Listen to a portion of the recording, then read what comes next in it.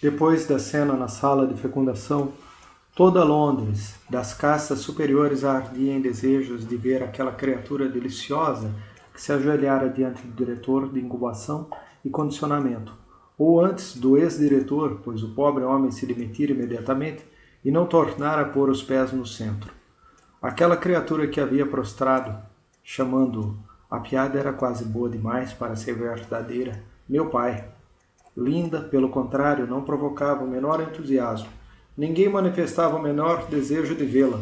Dizer que era mãe, aquilo já passava dos limites do gracejo. Era uma obscenidade. Além disso, ela não era uma selvagem autêntica, pois fora incubada num bocal, decantada e condicionada como qualquer outra pessoa, de modo que não podia ter ideias verdadeiramente singulares. Enfim, e era esse o motivo mais poderoso para que ninguém desejasse ver a pobre Linda. Havia o seu aspecto pessoal, gorda com a mocidade perdida, os dentes cariados, a cútis pustulosa e aquele corpo forte. Era simplesmente impossível olhá-la sem sentir náuseas. Sim, náuseas. Por isso as pessoas das mais altas camadas estavam firmemente decididas a não ver Linda. E quanto a esta, também não tinha desejo algum de vê-las.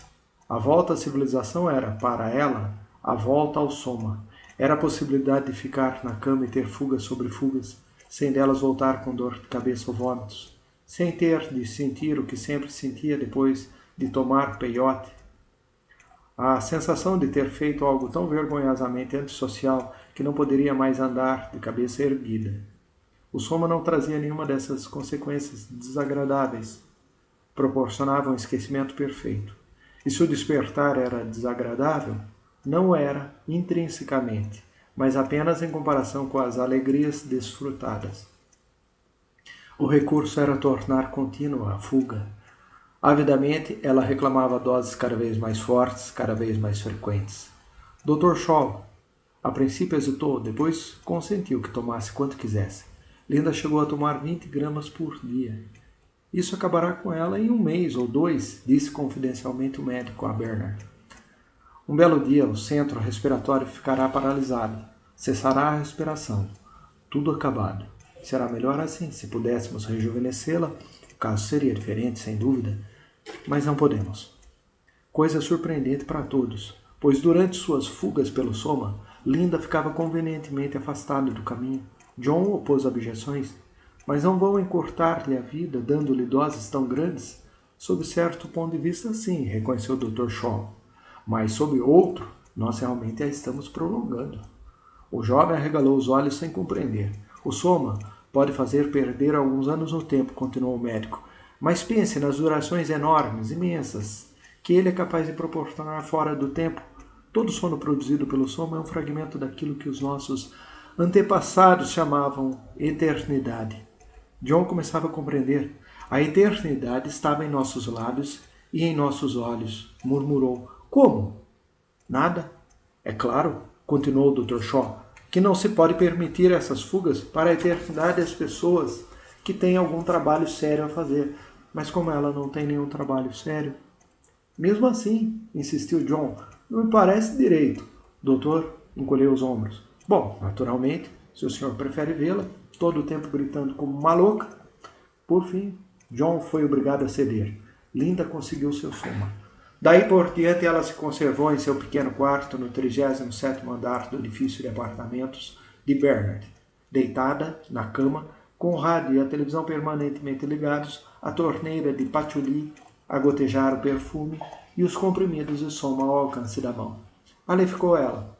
E, no entanto, não era ali que ela estava. Achava-se sempre em outra parte, infinitamente longe, fora da realidade, em algum outro mundo, onde a música do rádio era um labirinto de cores sonoras, um labirinto deslizante, palpitante, que levava, porque voltas maravilhosamente inevitáveis, a um centro brilhante de convicção absoluta, onde as imagens dançantes do aparelho de televisão eram os atores de algum filme sensível e cantando, indescritivelmente delicioso, onde o patchouli caindo gota a gota era mais do que um perfume. Era o sol, 1 milhão de saxofones, Popé fazendo amor, mas muito mais intensamente, muitíssimo mais, sem cessar. Não podemos rejuvenescer, concluiu o Dr. Shaw. mas sou muito satisfeito por ter tido essa oportunidade de observar um caso de senilidade num ser humano. Muito obrigado por ter me chamado, e apertou cordialmente a mão de Bernard. Era, pois, em John que todos estavam interessados, e como era exclusivamente por intermédio de Bernard, seu curador credenciado, que se poderia conhecer John. Aquele viu-se, então, pela primeira vez na vida, tratado não apenas normalmente, mas como pessoa de preeminente importância. Não mais se falava de álcool no seu pseudo-sangue, não mais se fazia troça do seu físico. Henry Foster fez questão de lhe demonstrar amizade. Benito Hoover deu-lhe de presente 6 pacotes de chicletes de hormônio sexual. O predestinador adjunto veio suplicar-lhe quase abjetamente um convite para uma de suas recepções. Quanto às mulheres, bastava que Bernard deixasse entrever a possibilidade de um convite para ter qualquer delas que lhe agradasse. Bernard me convidou para conhecer o selvagem quinta-feira próxima, anunciou Fanny com ar de triunfo. Como fico satisfeita, respondeu Lenina. E agora você tem de reconhecer que estava enganada a respeito de Bernard. Não acha que ele é bastante gentil? Fanny aqueceu com um sinal de cabeça. E devo confessar, acrescentou, que me senti agradavelmente surpreendida. E o enfrascador-chefe, o diretor de predestinação, 3 subadjuntos do fecundador geral, professor de cinema sensível do Colégio de Engenharia Emocional, o deão do coro comunitário de Westminster, supervisor da bucanovskização, a lista de notabilidades de Bernard era interminável. E teve 6 mulheres na semana passada, contou a Helmholtz Watson.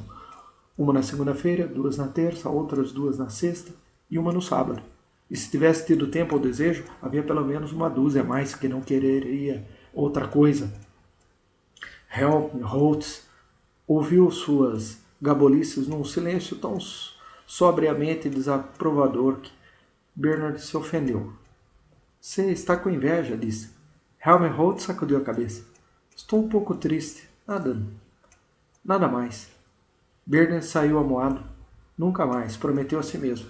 Nunca mais tornaria a falar com Helmholtz. Os dias passaram. O êxito subiu a cabeça de Bernard como um vinho capitoso e reconciliou-o completamente, como deve fazê-lo um bom produto inebriante, com um mundo que até então achara muito pouco satisfatório. Enquanto esse mundo reconhecesse sua importância, a ordem das coisas parecia-lhe boa, mas, embora reconciliado pelo êxito, recusava-se a abandonar o direito de criticar essa ordem, porque o fato de criticar exaltava nele o sentimento de sua importância, dava-lhe a impressão de ser maior. Além disso, ele acreditava sinceramente que havia coisas a criticar. Ao mesmo tempo, agradava-lhe genuinamente ter sucesso e possuir todas as mulheres que quisesse. Diante daqueles que agora, por causa do selvagem, procuravam, Bernard ostentava uma atitude crítica pouco ortodoxa. Ouviam-no cortesmente, mas pelas costas sacudiam a cabeça. Esse rapaz acabará mal. Diziam, profetizando com tanto mais confiança quanto era certo, que eles próprios, chegada a ocasião, tratariam de fazer com que Bernard tivesse efetivamente um mau fim. Ele não encontrará outro selvagem para tirá-lo de apuros. Pela segunda vez, comentavam. Entre mentes havia o primeiro selvagem, por isso eram corteses, e porque se mostravam polidos. Bernard sentia-se positivamente gigantesco. Gigantesco e, ao mesmo tempo, todo leveza, mais leve que o ar.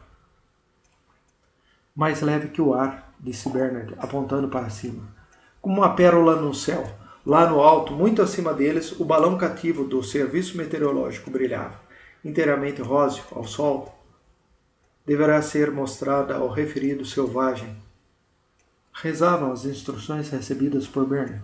A vida civilizada em todos os seus aspectos.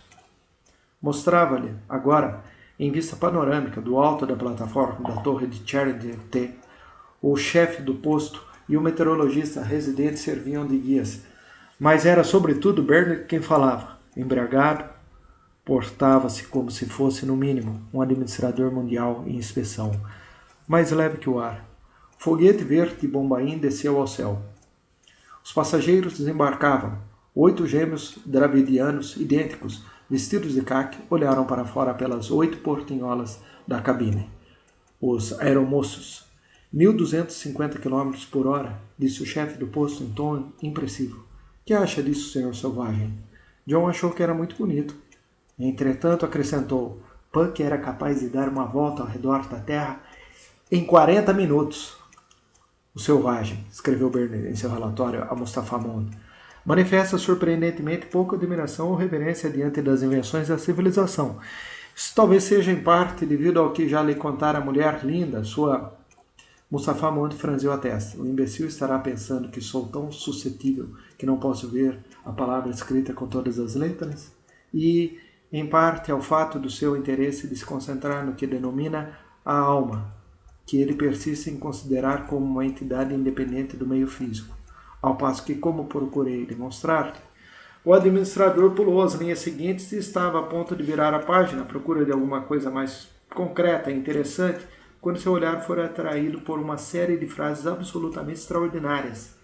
Embora eu tenha de reconhecer, leu ele, que estou de acordo com o selvagem em achar que a infantilidade civilizada é fácil demais, ou, como ele diz, não exige um preço bastante alto, e eu gostaria de aproveitar a oportunidade de chamar a atenção de vossa fordeza para a irritação de Mustafa Monte cedeu lugar quase imediatamente ao riso.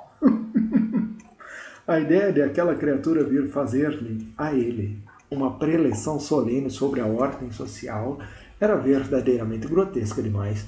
O homem devia ter enlouquecido. Preciso dar-lhe uma lição. Pensou, depois atirou a cabeça para trás e riu bom rir. Por enquanto, pelo menos, a lição não seria dada. Era uma pequena fábrica de equipamentos de iluminação para helicópteros, uma sucursal da Companhia Geral de Acessórios Elétricos. Foram recebidos no próprio terraço, pois a carta circular de recomendação enviada pelo administrador era mágica em seus efeitos, pelo técnico-chefe e pelo diretor do elemento humano. Desceram à fábrica. Cada tarefa, explicou o diretor do elemento humano, é realizada tanto quanto possível por um único grupo Bukhanovsky. E com efeito, 83 deltas negros, branquicéfalos, quase sem nariz, estavam ocupados com a prensagem a frio.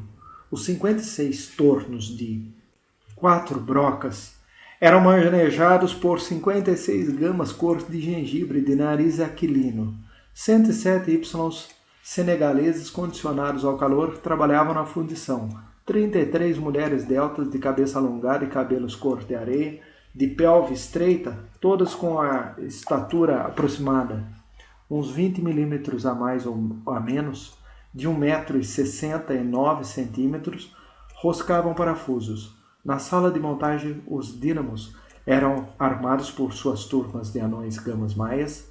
As duas mesas baixas defrontavam-se entre elas o transportador de correia com sua carga de peças. Avançava lentamente.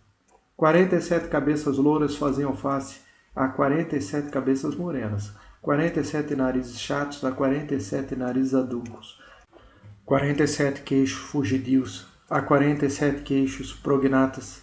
As máquinas, depois de montadas, eram examinadas por 18 moças idênticas, de cabelos castanhos encaracolados, vestidas de verde gama. Eram então encaixotadas por 34 homens delta menos, de pernas curtas e arqueadas, e carregadas nas plataformas, depois nos caminhões que ali estavam à espera, por 63 Y semi-legiões de olhos azuis, cabelos cor de linho e pele sardenta. Ah, admirável mundo novo! Por algum capricho perverso de sua memória, o selvagem deu consigo repetindo as palavras de Miranda.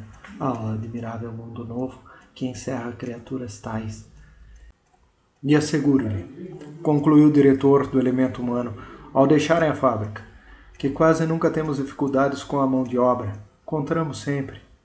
Mas o selvagem se afastara repentinamente de seus companheiros e, atrás de uma moita de loureiros, fazia esforços violentos para vomitar, como se a terra firme fosse um helicóptero numa bolsa de baixa pressão. O selvagem, escreveu Burnett, recusa-se a tomar soma e parece muito aflito porque a mulher linda, sua, vive em permanente fuga da realidade. É digno de nota que, apesar da senilidade de sua e de seu aspecto extremamente repulsivo, o selvagem vai vê-la frequentemente e parece ser-lhe muito apegado. Exemplo interessante de como o condicionamento precoce pode modificar e até contrariar os impulsos naturais, no caso presente, o impulso de recuar ante um objeto desagradável.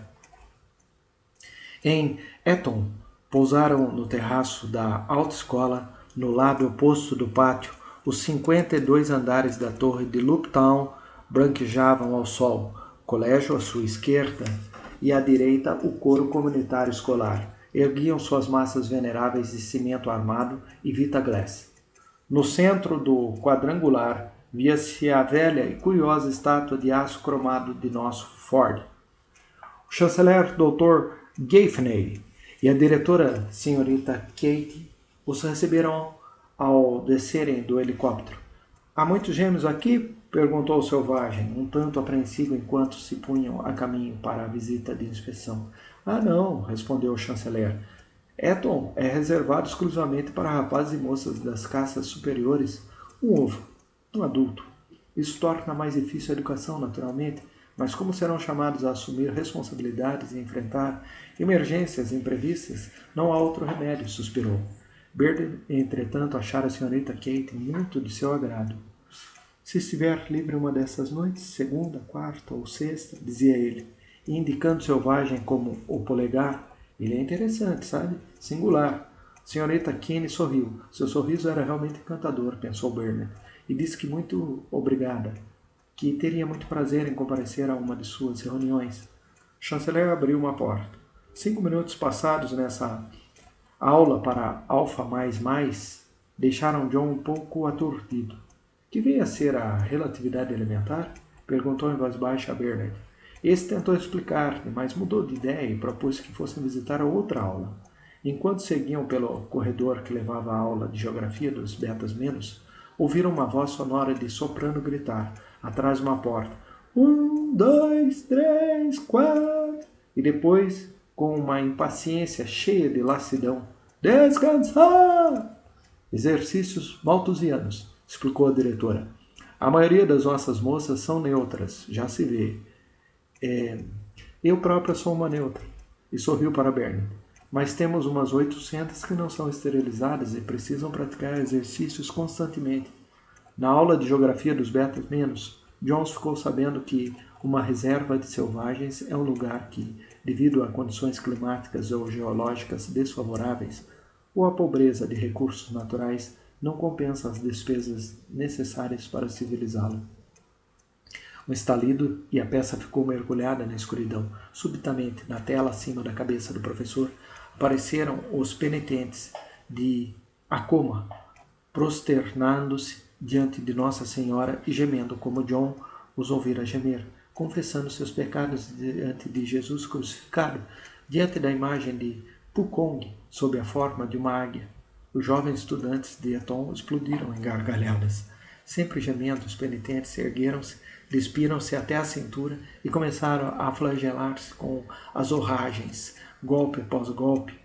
As explosões de riso, redobradas, abafaram até mesmo a reprodução ampliada dos gemidos. Mas por que eles riem? Perguntou o selvagem com perplexidade magoada. Por quê? O chanceler virou para ele o rosto ainda enrugado pelo riso. Por quê? Ora, porque é tão extraordinariamente engraçado. Na penumbra cinematográfica, Bernard arriscou com um gesto que, outrora, mesmo na mais completa escuridão, não teria ousado esboçar. Seguro de sua recente importância, passou o braço pela cintura da diretora. Ela cedeu flexível como um salso. Ele ia colher 1 ou 2 beijos e talvez beliscá-la de leve, quando com um novo estalido se abriram as persianas das janelas. Talvez seja melhor continuarmos a nossa visita, disse a senhorita Kane, e dirigiu-se para a porta. E isto aqui, disse o chanceler um momento depois, é a sala de controle hipnopédico. Centenas de caixas de música sintética, uma para cada dormitório, se alinhavam em prateleiras ao longo de 3 paredes da sala. Na 4ª parede, classificados em pequenos compartimentos, achavam-se os rolos de fita em que estavam gravadas as diversas lições hipnopédicas. Introduz-se o rosto aqui, explicou Bernard, interrompendo o Dr. Gaffney. Aperta-se este interruptor. Não, aquele, retificou o chanceler agastado. Aquele então. O rolo gira, as células de selênio transformam os impulsos luminosos em vibrações sonoras e pronto, disse o Dr. Gaffney, concluindo. Eles leem Shakespeare? Perguntou o selvagem quando, a caminho dos laboratórios bioquímicos, passavam diante da biblioteca da escola. De modo algum, respondeu a diretora, corando. Nossa biblioteca, disse o Dr. Gaffney. Contém somente obras de consulta. Se os nossos jovens precisarem de distrações, poderão encontrá-las no cinema sensível. Nós não os estimulamos a procurar qualquer tipo de diversão solitária. 5 ônibus cheios de rapazes e moças a cantar ou abraçados em silêncio passaram diante deles pela rua vitrificada. Então, voltando nesse instante do crematório de Slough, explicou o Dr. Gaffney, enquanto Bernard, em sua voz baixa, marcava um encontro com a diretora para aquela mesma noite. Condicionamento para a morte começa aos 18 anos. Cada garotinho passa semanalmente 2 semanas em um hospital para moribundos. Lá encontra os melhores brinquedos e nos dias em que ocorre algum falecimento, ganham creme de chocolate. Aprendem, desse modo, a considerar a morte como uma coisa natural. Como qualquer outro processo fisiológico, acrescentou a diretora em tom profissional. Às 10 horas, no Savoy, estava tudo combinado. De regresso a Londres, detiveram-se na fábrica da Companhia Geral de Televisão de Bradford. Quer me esperar aqui um instante, enquanto eu vou telefonar? Pediu Bernard. O selvagem esperou e ficou observando. Era justamente a hora de saída da turma principal do dia. Uma multidão de trabalhadores das casas inferiores fazia fila diante da estação de monotrilho. 700 e a 800 homens e mulheres gamas, deltas, Y, que, em sua totalidade, não tinham mais de uma dúzia de fisionomias e estaturas diferentes. Cada um deles o bilheteiro dava, juntamente com a passagem, uma caixinha de papelão contendo pílulas. A longa fila de homens e mulheres avançava lentamente. O que é que há nesses, lembrando-se do mercador de Veneza, nesses escrínios? Perguntou o selvagem quando Bernard voltou. A ração diária de Soma, respondeu Bernard em voz um tanto indistinta, pois estava mascando um pedaço de chiclete de Benito Hoover. Eles a recebem quando terminam o trabalho. 4 comprimidos de meia grama. 6 aos sábados. Tomou afetuosamente o braço de John e voltaram para o helicóptero. Lenina entrou cantando no vestiário. Pareces muito satisfeita contigo mesmo, observou Fanny. Estou satisfeita, respondeu ela. Zip! Bernard me telefonou há meia hora. Zip, zip! Tirou o calção. Tenho um compromisso inesperado. Zip! Ele me pediu para levar o selvagem ao cinema sensível hoje à noite. Tenho que me apressar. E precipitou-se para a sala de banho. É uma garota de sorte, pensou Fanny, enquanto viu Lenina afastar-se. Não havia nenhuma inveja nesse comentário. Fanny, com sua boa índole, anunciava simplesmente um fato. Lenina tinha sorte mesmo, sorte de partilhar com Bernard uma generosa porção da imensa celebridade do selvagem, sorte de, em sua insignificante pessoa, refletir a glória suprema do momento. A secretária da Associação Fordiana de Moças não a convidara para anunciar uma conferência acerca de suas aventuras. Não fora ela convidada para o jantar anual do Clube Afroditeu? Não aparecerá já num filme das últimas novidades sensíveis, de modo perceptível à vista, ao ouvido e ao tato de incontáveis milhões de espectadores em todo o planeta? As atenções que lhe dispensavam personagens de destaque não tinham sido menos lisonjeiras. O segundo secretário do administrador mundial da região a convidara a jantar e tomar o café da manhã. Passaram um fim de semana com Sua Fordeza, o presidente do Supremo Tribunal de Justiça, e outro com o Archichentry de Canterbury, presidente da Companhia Geral de Secreções Internas e Externas, lhe telefonava constantemente, e ela fora a Delville com o vice-diretor do Banco da Europa. É maravilhoso, sem dúvida. Entretanto, de certo modo, confessou ela a Fanny, tenho a sensação de que estou conseguindo alguma coisa de má fé, porque naturalmente a primeira coisa que todos desejavam saber é o que se sente ao manter relações amorosas com o selvagem. E se eu sou forçado a dizer que não sei, sacudiu a cabeça. A maioria dos homens não acredita, claro, mas é a verdade. Bem desejaria que não fosse, acrescentou com tristeza e suspirou. Ele é lindo de morrer, você não acha? Mas ele não gosta de você? Perguntou Fanny. Às vezes me parece que sim, e outras vezes que não. Ele faz sempre o que pode para me evitar. Sai da sala quando entro, não quer tocar em mim, nem mesmo me olha. Mas às vezes, se me viro de repente, eu surpreendo a me olhar fixamente. E então, ora, você sabe como os homens olham quando gostam da gente? Sim, Fanny, sabia. Não posso compreender isso, continuou Lenina. Não podia compreender. Estava não somente perplexa, mas também bastante desgostosa. Por que você vê, Fanny? Eu gosto dele. Gostava cada vez mais dele. Bem, agora se apresentava uma verdadeira oportunidade, pensou, enquanto se perfumava após o banho. Puf, puf, puf. Uma verdadeira oportunidade.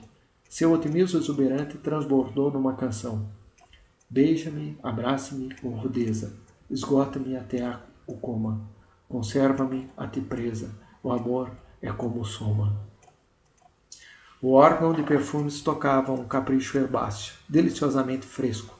Arpejos saltitantes de tomilho e alfazema de alecrim, manjericão, murta e estragão, uma série de modulações audaciosas, passando por todos os tons das especiarias até o âmbar cinzento, e um lento retorno através do sândalo, da cânfora, do cedro e do feno recém-ceifado, com tonalidades sutis por momentos de notas discordantes, uma baforada de pastel de rins, uma pitada mínima de esterco de porco, aos aromas simples com os quais a melodia começara.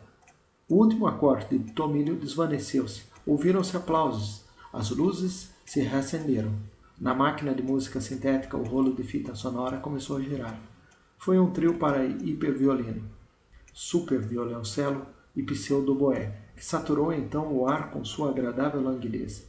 30 a 40 compassos. Depois, sobre esse fundo instrumental, uma voz muito mais que humana começou a cantar.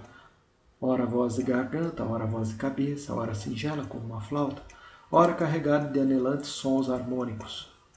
Ela passava sem esforços do recorde, de baixo, de Gaspard, Foster, nos extremos limites dos sons musicais, a um trinado agudo como o grito do morcego, muito acima do dó mais elevado que deu uma vez em 1770 na Ópera Ducal de Parma e, para espanto de Mozart, Lucrézia Ajugari, única cantora a fazê-lo em toda a história. Comodamente instalados em suas poltronas pneumáticas, Lenina e o selvagem aspiravam e ouviam. Chegou então a vez também dos olhos e da pele. As luzes da sala apagaram-se. Letras chamejantes destacaram-se em relevo, como suspensas na escuridão. 3 semanas em helicóptero, superfilme constante, falante, sintético, colorido, estereoscópio e sensível, com acompanhamento sincronizado de órgão de perfumes. Coloque suas mãos nesses botões metálicos que estão nos braços de sua poltrona, sussurrou Lenina. Sem isso você não terá nenhum dos efeitos do sensível. O selvagem fez o que lhe fora indicado. Entre mentes, aquelas letras chamejantes tinham desaparecido. Houve 10 segundos de escuridão completa. Depois, de súbito, deslumbrantes e parecendo incomparavelmente mais sólidas do que se apresentassem em carne e osso, muito mais reais do que a própria realidade, surgiram as imagens estereoscópicas estreitamente abraçadas de um negro gigantesco e de uma jovem beta mais, brancicéfala, de cabelos cor de ouro. O selvagem sobressaltou-se. Aquela sensação nos seus lábios, ergueu a mão para levá-la à boca, o leve roçar nos lábios cessou, deixou recair a mão no botão metálico. A sensação recomeçou. Ao mesmo tempo, o órgão de perfumes exalava almíscar puro. Em tom expirante, uma superpomba de trilha sonora arrulhou. Uhul! E não vibrando mais de 32 vezes por segundo, uma voz de baixo, mais que africana em sua profundidade, respondeu. Os lábios estereoscópicos uniram-se de novo e mais uma vez as zonas erógenas faciais dos 6.000 espectadores do Alhambra tilintaram com um prazer galvânico quase intolerável. O enredo do filme era extremamente simples. Alguns minutos depois dos primeiros uhus e ahás, e tendo sido cantado um duelo e realizados alguns contatos amorosos sobre aquela famosa pele de urso, da qual cada pelo, o predestinador adjunto tinha razão, se deixava sentir separada e nitidamente, o negro era vítima de um acidente de helicóptero e caía de cabeça. Pam! Que ferroada de um lado ao outro da testa. Um coro de uis e ais elevou-se dentre os espectadores. O choque transtornou todo o condicionamento do negro. Esse sentiu-se tomado de uma paixão exclusiva e demente pela beata loura. Ela protestou, ele insistiu, houve lutas, perseguições, agressão a um rival e, finalmente, um sensacional sequestro. A besta loura foi raptada e mantida em pleno céu, pairando durante 3 semanas, e um tete-a-tete ferozmente antissocial com o negro louco. Por fim, depois de uma longa série de aventuras e muitas acrobacias aéreas, 3 jovens e belos alfas conseguiram libertá-la. O negro foi mandado para um centro de recondicionamento de adulto e o filme terminou de um modo feliz e decoroso, com a beta loura tornando-se amante de seus 3 salvadores. Interromperam-se por um instante para cantar um quarteto sintético com acompanhamento de super orquestra de gardenias no órgão de perfumes. Depois a pele de urso apareceu uma última vez e em meio a um clangor de saxofones, o último beijo estereoscópico esvaiu-se na escuridão, a última tintelação elétrica amorteceu-se nos lábios, como uma mariposa em agonia, que palpita, cada vez mais fracamente, cada vez mais imperceptivelmente, e acaba por ficar imóvel, completamente imóvel. Para Lenina, porém, a mariposa não morrera completamente. Mesmo depois que as luzes se reacenderam, enquanto caminhavam lentamente com a multidão para os elevadores, o fantasma palpitava ainda nos seus lábios, troçando na pele finos arabescos frementes de angústia e de prazer. Estava com as faces coradas, tinha um brilho orvalhado nos olhos, respirava profundamente. Tomou o braço do selvagem, apertou-o inerte contra o seu corpo. Ele baixou os olhos um segundo para ela, pálido, atormentado, cheio de desejo e envergonhado por isso. Ele não era digno, não era. Seus olhares cruzaram-se um momento. Que tesouros prometiam os de Lenina? Quanto a temperamento, valiam o resgate de uma rainha. Ele apressou-se a desviar os olhos, desprendeu seu braço aprisionado. Obscuramente sentiu o terror de que ela deixasse de ser algo de que ele pudesse considerar-se indigno. Acho que você não deveria ver coisas assim, disse, apressando-se a transferir de Lenina para as circunstâncias ambientes a culpa de qualquer imperfeição passada ou possível no futuro. Assim como, John, como esse filme é horrível. Horrível? Lenina ficou sinceramente espantada. Mas eu achei encantador. Era vil, tornou ele indignado. Era inóbil. Ela sacudiu a cabeça. Não sei o que você quer dizer. Por que era ele tão esquisito? Por que se empenhava em estragar as coisas? No taxicóptero, mal olhou para ela, preso por votos poderosos que nunca tinham sido proferidos, obedientes e leis caídas em desuso havia muito tempo. Ficou sentado, desviando os olhos em silêncio. Por vezes, como se um dedo tocasse numa corda tensa prestes a romper-se, todo seu corpo era sacudido por um brusco sobressalto nervoso. O taxicóptero pousou no terraço do edifício de apartamentos de Lenina. Enfim, pensou ela, exuberante quando desceu do aparelho. Enfim, muito embora ele tivesse sido tão esquisito havia pouco, de pé sob uma lâmpada, ela olhou-se no seu espelho de mão. Enfim, sim, ela estava realmente com o nariz um nadinha lustroso. Sacudiu o pó solto de sua pluma. Enquanto ele pagava o táxi, teria tempo de empoar-se. Esfregou a parte lustrosa, pensando, ele é terrivelmente bonito. Não tem nenhum motivo de ser tímido como Bernard. E, no entanto, qualquer outro homem já o teria feito há muito tempo. Mas agora, enfim, aquele fragmento de rosto refletido em seu espelhinho redondo, sorria-lhe de repente. Boa noite, disse uma voz embargada atrás dela. Lenina voltou-se vivamente. Ele estava junto à porta do táxi, os olhos fixos, muito abertos. Era evidente que estivera olhando durante todo esse tempo, enquanto ela empoava o nariz, esperando. Mas o quê? Ou hesitando, procurando decidir-se, pensando continuamente, pensando. Ela não podia imaginar que pensamentos extraordinários seriam os seus. Boa noite, Lenina, repetiu ele e esboçou um estranho arremedo de sorriso. Mas, John, pensei que você ia... Quero dizer, você não vai? Ele fechou a porta e inclinou-se para dizer qualquer coisa ao condutor. O aparelho subiu de um salto. Olhando para baixo através das janelas do piso, o selvagem pôde ver o rosto de Lenina voltado para cima, pálido sob a luz azulada das lâmpadas. Ela estava com a boca aberta e chamava. Seu vulto, em perspectiva reduzida, afastou-se dele a toda velocidade. O quadrado do terraço, diminuindo cada vez mais, parecia afundar nas trevas. 5 minutos depois, ele estava de volta ao seu quarto. Tirou do esconderijo o volume ruído pelos ratos, virou com cuidado religioso as páginas manchadas e amarfanhadas e começou a ler Otelo. Otelo, lembrou-se, parecia-se com o herói de 3 semanas em helicóptero. Era um negro. Enxugando os olhos, Lenina atravessou o terraço até o elevador.